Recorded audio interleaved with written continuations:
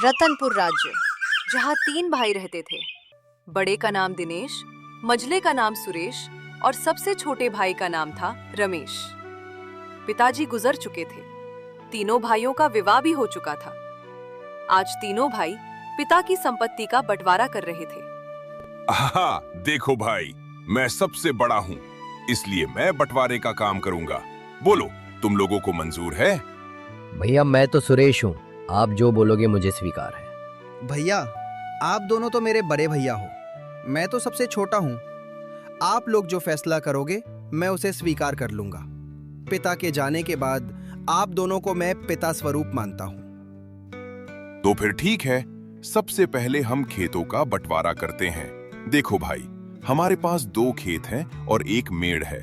हम लोग 3 भाई हैं, इसलिए 2 खेतों में से एक मैं और एक सुरेश का होगा और बची मेड़ छोटे भाई यानी रमेश की होगी। अरे वाह, बहुत अच्छा निर्णय है भैया, मुझे मंजूर है। कहो रमेश, तुम तो चुप हो गए, क्या तुम्हें मंजूर नहीं? नहीं नहीं भैया, आप जो कहेंगे वो मुझे मंजूर है। अच्छा तो ठीक है, अब बारी आती है हमारे पिताजी द्वारा लगाए गए आम के पेड़ की। चलो अब आम के पेड़ के पास चलते हैं। अब तीनों भाई आम के पेड़ के पास आते हैं। आम के पेड़ में 2 डालियां थी। दोनों डालियों में आम के फल लदे हुए थे। देखो भाई, ये है आम का पेड़। अब इसका बंटवारा भी कर लेते हैं। देखो, इसमें 2 डालियां हैं और 1 जड़ है। इन 2 डालियों में से 1 डाली मेरी होगी और 1 सुरेश की होगी और जड़ रमेश की होगी। बहुत अच्छा भैया, ये फैसला भी मुझे मंजूर है। आप लोग तो बड़े हो, मैं तो सबसे छोटा हूँ। मैं भला आप लोगों की बात कैसे टाल सकता हूँ? मुझे भी मंजूर है भैया। अब तीनों भाई घर के पास आते हैं। अब घर का बंटवारा भी होना था। तो फिर ठीक है, अब बारी आती है इस घर की। इस घर में 4 कमरे हैं और 1 छत है। 2 कमरे मेरे होंगे और 2 कमरे सुरेश के, और जो खप्पर की छत बच जाएगी वह रमेश की होगी। दिनेश के इस फैसले से रमेश बहुत दुखी हो जाता है। फिर भी बड़े भाई का फैसला मानकर वह कुछ नहीं कहता। इस तरह घर का बंटवारा भी पूरा हो जाता है। अरे भैया, खेत, पेड़ और घर के बाद एक और जरूरी चीज तो आप भूल ही गए। अरे सुरेश, वो कौन सी जरूरी चीज है जो मैं भूल गया हूँ? क्या तुम मुझे याद दिला सकते हो? भैया, पिताजी ने हम तीनों भाइयों के लिए कुछ रुपए पैसे भी तो छोड़ गए हैं, आप उसे कैसे भूल सकते हो? अरे हाँ, याद आया, जरा रुको, मैं अभी लेकर आता हूँ। बड़ा भाई दिनेश घर के अंदर से एक मटका लेकर आता है, जिसमें कई सिक्के भरे थे और उनमें से कुछ पुराने जमाने के सिक्के भी थे। देखो भाइयों, इसमें से 2 प्रकार के सिक्के हैं। एक जो अभी वर्तमान में चल रहे हैं, वहीं दूसरे जो हमारे दादा के दादा के दादा जमाने के हैं, यानी बहुत पुराने जमाने के सिक्के जो कुछ अजीब धातुओं के साथ बनाए गए हैं। तो भैया, अब इन सिक्कों का कैसे बंटवारा करोगे आप? तो सुनो, अभी के जमाने में जितने भी सिक्के चल रहे हैं, उन सिक्कों को मैं और मझले भाई सुरेश का होगा, और जो सिक्के बहुत पुराने हैं, जो पुरानी धातुओं से बनाए गए हैं, वे रमेश के होंगे। इस तरह दोनों भाई रुपए पैसे ले जाते हैं। देखो रमेश, पुराने जमाने के सिक्कों में सिर्फ 4 ही सिक्के बचे हैं। तुम चाहो तो ये 4 सिक्के ले जा सकते हो। और बहुत ही पुराने जमाने के 4 सिक्के रमेश को दे देते हैं। भैया आप दोनों तो सारे रुपए पैसे ले लिए। अगर मेरी तकदीर में ये सिर्फ 4 रुपए ही लिखे हैं तो मैं उसे स्वीकार करता हूँ। रमेश अपने हिस्से के 4 सिक्कों को लेकर घर के अंदर जा ही रहा था कि तभी बड़ा भाई रोककर कहता है, अरे रमेश, तू पागल हो गया है क्या? तूने सुना नहीं, बंटवारा हो गया है। अब इस घर में हम रहेंगे। तुम्हारा हिस्सा तो छत में है। तुमको बंटवारे में छत दी गई है। अब तुम उस खप्पर की छत में जाकर रह सकते हो। इस घर के अंदर अब तुम नहीं रह सकते। अब ये घर हम दोनों का है। भैया आप कैसी बातें कर रहे हो? मैं कहाँ जाऊंगा? मेरी तो अभी अभी शादी हुई है, मैं कहाँ रहूंगा भैया? अरे रमेश भाई, ये तो तुम्हें पहले सोचना था ना, जब बंटवारा चल रहा था। अब पछताए क्या करें जब चिड़िया चुग गई खेत। दोनों भाइयों ने रमेश और उसकी पत्नी गीता को घर से धक्के मारकर बाहर कर दिया। वहीं दोनों पति पत्नी गांव के तालाब किनारे अपनी एक छोटी सी कुटिया बनाकर रहने लगे। हे भगवान, ये हमारे साथ क्या हो रहा है? अब न घर का रहे न घाट का, कैसे चलेगा जीवन? 2 वक्त की रोटी तो छोड़ो, 1 रोटी भी नसीब में नहीं है। अब रोते जाओ, जी भर कर रोते रहो। अकल तो तुम्हारी घास चढ़ने गई थी। मेरी मती मारी गई जो मैंने तुमसे विवाह किया। मेरी तो किस्मत ही खराब है। बड़े भाई बोलकर तुमने कुछ ज्यादा ही इज्जत दे दी। देख लिया नतीजा, अब भुगतो। गीता, वो दोनों मेरे बड़े भाई थे।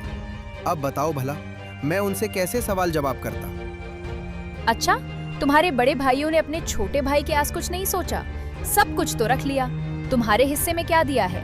खेत के नाम पर मेड़ दी है, पेड़ के नाम पर जड़ दी है, घर के नाम पर छत दी है और पैसे के नाम पर ये आदम जमाने के 4 सिक्के दिए हैं। गीता, अब बस भी करो। कितनी ताने मारोगी? अब छोड़ो उन बातों को। चलो, छोड़ दिया। अब बताओ आगे क्या करेंगे? क्या खाओगे? कुछ बताओगे मुझे? अब मैं क्या करूं गीता? अब तो मेरे पास कुछ भी नहीं है। एक काम करता हूं, मैं मुखिया के पास इन पुराने सिक्कों को लेकर जाता हूं। शायद इन सिक्कों के बदले मुझे कुछ नए सिक्के मिल जाएं। रमेश बड़ी उम्मीदों के साथ उन 4 सिक्कों को लेकर मुखिया के पास जाता है। अरे रमेश, तुम यहाँ कैसे आना हुआ? मुखिया जी, मेरे पास ये सिर्फ 4 सिक्के हैं। क्या आप इन सिक्कों के बदले मुझे कुछ नए सिक्के दे सकते हैं? अरे रमेश, ये सिक्के बेकार हैं। अब ये चलन में नहीं रहे। भला तुम्हें इन सिक्कों के बदले कौन पैसे देगा? सच में तुम बहुत भोले हो। अब मैं क्या करूं? हे भगवान, मैं तो बर्बाद हो गया। मेरा सब कुछ लुट गया। अब देखो रमेश, मैंने तुम तीनों भाइयों के बंटवारे की बात सुनी है। सुनकर बहुत बुरा लगा। दोनों भाइयों ने तो सब कुछ ले लिया और बदले में तुम्हें कुछ नहीं दिया। उस पर से उन निर्दयी भाइयों ने तुम्हें घर से भगा भी दिया। हे भगवान, ऐसा भाई तो दुश्मनों को भी ना मिले। अब क्या करूं मुखिया जी? लगता है मेरी तकदीर में कुछ नहीं है। मेरा मर जाना ही ठीक है। तुम्हारा दुख मुझसे देखा नहीं जाता रमेश, पता नहीं क्यों। वैसे तो मैं किसी पर दया नहीं करता, फिर भी तुम्हारा दुख देखकर मेरे जैसा कठोर दिल भी आज पिघल गया। एक काम करो रमेश, कल से तुम और तुम्हारी पत्नी मेरे खेतों पर काम करो। मैं जितनी मजदूरी दूसरे मजदूरों को देता हूँ, उससे ज्यादा मजदूरी तुम दोनों को दूंगा। वैसे भी तुम्हारे पास अभी कोई काम नहीं है। हाँ मुखिया जी, मैं आपके यहाँ काम करूंगा। मेरी पत्नी भी काम करेगी। ठीक है रमेश, तो फिर कल सुबह से खेत पर काम के लिए आ जाना।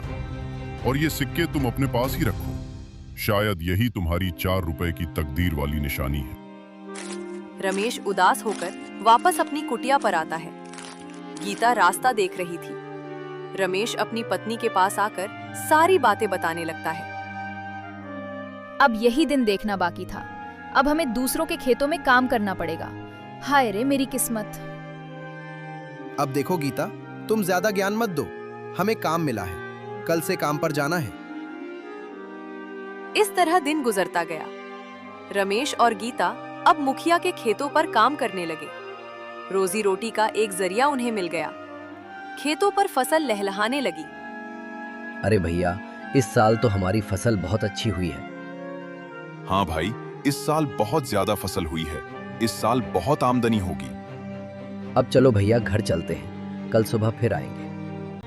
अरे गीता, देखो सुबह से दोपहर हो गया है। खाने का वक्त आ गया है। चलो कुछ खा लेते हैं। वैसे आज खाने में क्या है गीता? घर में जो भी थी रूखी सूखी सब ले आई हूँ, जाकर ठूसो। थके हारे रमेश और गीता दोनों खेत के एक किनारे पर बैठकर खाना खाने लगते हैं। अरे गीता, क्या हुआ? तुम अचानक खाना क्यों बंद कर दिया? नहीं नहीं, कुछ नहीं। मैं तो बस ऐसे ही कुछ सोच रही थी। क्यों गीता, क्या हुआ? बताओ तो। देखो ना, हम कितना काम करते हैं, सुबह से लेकर शाम तक। ऐसा कब तक चलेगा? क्या तुम्हें नहीं लगता कि हमारी कोई संतान भी हो जो बुढ़ापे में हमारा सहारा हो? हाँ गीता, बार बार मैं भी यही सोचता हूँ, पर क्या करें? ये सब हमारे हाथ में नहीं, ये तो ऊपर वालों के हाथ में है। पता नहीं किस जन्म की सजा भुगत रही हूँ। भगवान ने तो हमसे मुंह मोड़ लिया है। बेघर होकर हम भटक रहे हैं। हमारे भाग्य में कुछ नहीं, न कोई संतान, न कोई जमीन जायदाद। हाँ गीता, अब तो भगवान पर भी भरोसा उठने लगा है। रमेश और गीता दोनों बातें ही कर रहे थे कि तभी वहां अचानक एक चिड़िया आकर बैठ जाती है। अरे अरे, ये देखो तो, ये तो एक चिड़िया है, हमारे पास ही आकर बैठ गई। लगता है इसे भूख लगी है, हमें इसे कुछ खाने को देना चाहिए। हाँ गीता, तुम इसे कुछ खिला दो, शायद भूख के मारे यहाँ आ गई होगी। गीता ने उस चिड़िया को कुछ चावल दे दिए। चिड़िया कुछ देर गीता को देखती रहती है, फिर चावल खाकर उड़ जाती है। अब चलो गीता, घर चलते हैं, शाम भी हो रही है। रमेश और गीता दोनों खेतों पर काम करने के बाद अपनी कुटिया पर चले जाते हैं। सुनिए रमेश जी, ये फावड़ा उठाइए और मेरे साथ चलिए। पर कहाँ? तुम फावड़ा लेकर कहाँ जाने की बातें कर रही हो? ज्यादा सवाल जवाब नहीं, मेरे साथ चलिए। आज कुछ जरूरी काम करना है। क्या? कोई जरूरी काम, वो भी इस वक्त रात को? हाँ जी, आज हम वो काम करने जा रहे हैं जो आपको पहले ही कर लेना चाहिए था। गीता के कहने पर रमेश फावड़ा उठाता है। दोनों पति पत्नी अपने उस खेत की मेड़ पर आते हैं जो उन्हें बंटवारे में मिली थी। गीता, ये तो हमारी मेड़ है, और वहाँ पर जो फसल लगी है, जहाँ पानी भरा हुआ है, वो तो मेरे दोनों बड़े भाइयों का खेत है, और हम जहाँ खड़े हैं, यही हमारी मेड़ है। इसीलिए तो मैं तुमको यहाँ लेकर आई हूँ बुद्धू। और सुनो, आप इस मेड़ को अभी के अभी तोड़ दो। ये क्या कह रही हो तुम? इससे तो मेरे दोनों भाइयों की पूरी फसल बर्बाद हो जाएगी। बिना मेड़ के भला खेती कैसे हो सकती है गीता? ये समस्या तुम्हारे भाइयों की है, तुम्हारी नहीं। हमारी मेड़, हमारी मर्जी, तोड़े या रखे। अरे वाह गीता वाह, मुझे पता नहीं था, तुम तो बड़ी होशियार हो। अब मुझे समझ में आ गया। इस तरह गीता और रमेश ने खेत की सारी मेड़ तोड़ दी, जिससे खेतों से पानी बह गया और फसल बर्बाद हो गई। अगली सुबह जब दोनों भाई खेत पर पहुंचते हैं, हे भगवान, ये क्या हो गया? हमारी सारी फसल तो बर्बाद हो गई। कितनी अच्छी फसल लगी थी। सोचा था इस साल सोने के गहने लूंगा, पर सपना सपना ही रह गया। अरे भाई, हम दोनों तो बर्बाद हो गए रे। कितनी अच्छी फसल लगी थी, अब बिना पानी के सब सूख गया। भला अब फसल कैसे होगी? अरे भैया वो देखो, खेत की मेड़ किसी ने तोड़ दी है। जब मेड़ ही नहीं है तो खेत में पानी कहाँ रहेगा और हम सिंचाई कैसे करेंगे? जरूर ये काम रमेश का होगा। जरूर उसने होशियारी की होगी। दिनेश और सुरेश दोनों रोते हुए घर को आते हैं। घर आकर अपनी पत्नियों को सारी कहानी बताने लगते हैं। अरे ये क्या हो गया? देखो जी, मेरी बात सुनो। अगर फसल बर्बाद हो गई तो कोई बात नहीं, हमारा आम का पेड़ तो है। हाँ, तुमने बिल्कुल सही कहा, पर अभी आम पकने में कम से कम 12-15 दिन और लगेंगे। हाँ भैया, जब आम पक जाएंगे तो हम उन्हें बाजार ले जाकर अच्छे पैसे कमा सकते हैं। हाँ सुरेश, तुम बिल्कुल ठीक कह रहे हो। अब यही एक रास्ता बचा है, वरना हम सब भूखे मर जाएंगे। अरे गीता, तुम तो कमाल कर दिया। मेड़ तोड़ दी, जैसी करनी वैसी भरनी। ये उन्हीं के कर्मों का फल है। सुनिए जी, आज रात हमें और एक काम करना है। अरे गीता, इस बार क्या करना है? अरे बुद्धू, तुम अब देखते जाओ, वो तुम्हें शाम होने के बाद ही बताऊंगी। जैसे ही शाम हुई, गीता और रमेश दोनों कुल्हाड़ी लेकर उस आम के पेड़ के नीचे पहुंच जाते हैं जो उन्हें बंटवारे में मिला था। सुनिए जी, क्या यही वो आम का पेड़ है? हाँ गीता, यही तो बंटवारे वाला आम का पेड़ है। एक डाल पर दिनेश भैया का अधिकार है और एक डाल पर सुरेश भैया का। तो फिर हमारा हिस्सा कौन सा है? अरे गीता, मैंने तो पहले ही तुम्हें बता दिया था कि हमारा हिस्सा सिर्फ जड़ है, इसके अलावा और कुछ भी नहीं। तो फिर ठीक है, इस पेड़ की जड़ तो हमारी है, इसलिए इस जड़ को रखें या काटें, हमारी अपनी मर्जी। दोनों पति पत्नी आम के पेड़ को काट देते हैं। आम का पेड़ जमीन पर गिर जाता है। एक जोरदार आवाज होती है। दिनेश और सुरेश दौड़कर पेड़ के पास आते हैं। रमेश और गीता को दोनों भाई पकड़ लेते हैं। अच्छा, तो तू है रमेश, तू हमसे बदला ले रहा है। आज तो तेरा खैर नहीं, तुझे इसकी सजा जरूर मिलेगी। अरे रुको भैया, हम इन दोनों को राजा के पास ले चलते हैं और इनको कौड़े की मार वाली सजा दिलवाते हैं।